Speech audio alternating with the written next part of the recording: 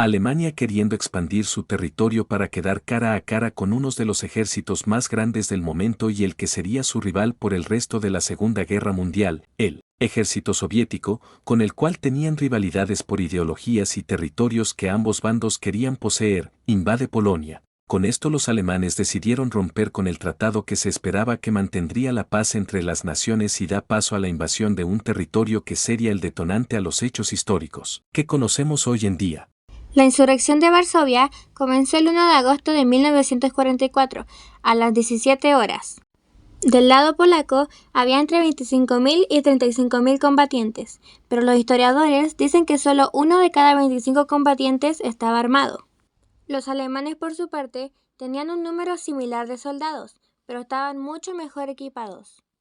Durante los primeros 4 días, la resistencia de los alemanes no fue muy fuerte, y los insurgentes pudieron capturar con la ayuda de los habitantes a una parte significativa de la ciudad. Luego de esto, los alemanes comenzaron a intensificar sus esfuerzos, tomando también lucha contra civiles.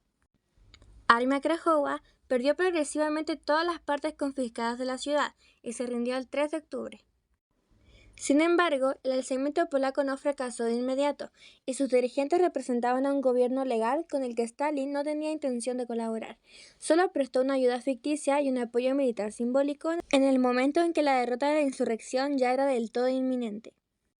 Y aquello no tuvo más que un efecto propagandístico. Las falsas esperanzas que despertó entre los varsovianos acabaron provocando un mayor número de víctimas. El ejército soviético permaneció en la orilla derecha del río Vístula hasta enero de 1945.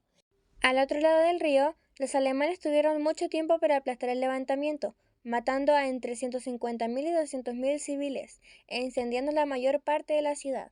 Aquel éxito dio expectativas a los locales de salvar la situación.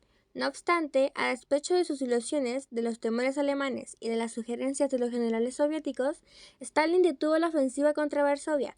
Accedió solamente al desembarco de unos 4.000 soldados polacos, entre el 16 y 19 de septiembre. Pero el Ejército Rojo no les proporcionó el apoyo del fuego de artillería, ni tampoco un refuerzo aéreo adecuado, y ni siquiera les aseguró pertrechos suficientes. La mal lograda operación cegó la vida de varios miles de hombres del primer ejército polaco. El ataque alemán prosiguió. El 27 de septiembre cayó el barrio de Mokotów y, 2 días más tarde, Solibor. En manos de los rebeldes solo quedaba el barrio centro. Así las cosas, el comandante en jefe del AK decidió negociar los términos de la capitulación. Las conversaciones acabaron en la noche del 2 al 3 de octubre, con la firma del acta de rendición. El principal objetivo político del Ejército Nacional era liberar Varsovia y acoger al Ejército Rojo en una ciudad ya liberada de los nazis. El movimiento de resistencia clandestino pretendía establecer relaciones más equitativas con su poderoso vecino oriental. La invasión de Polonia y la implementación del Caso Blanco tuvieron numerosas consecuencias de gran alcance y contaron con la participación de varios personajes importantes. Después de la invasión, Polonia fue dividida entre Alemania y la Unión Soviética, según el pacto Molotov-Ribbentrop, firmado en agosto de 1939. La parte occidental fue anexada por Alemania y la parte oriental por la Unión Soviética. Adolf Hitler. Como Führer de Alemania, Hitler fue el principal arquitecto del plan de invasión de Polonia. Su objetivo era expandir territorio alemán y eliminar cualquier amenaza en el este. Joseph Stalin, como el líder de la Unión Soviética, Stalin aprovechó el pacto Molotov-Ribbentrop para invadir el este de Polonia el 17 de septiembre de 1939, sellando el destino del país con una ocupación simultánea por dos potencias totalitarias. Edward Ritzmigli.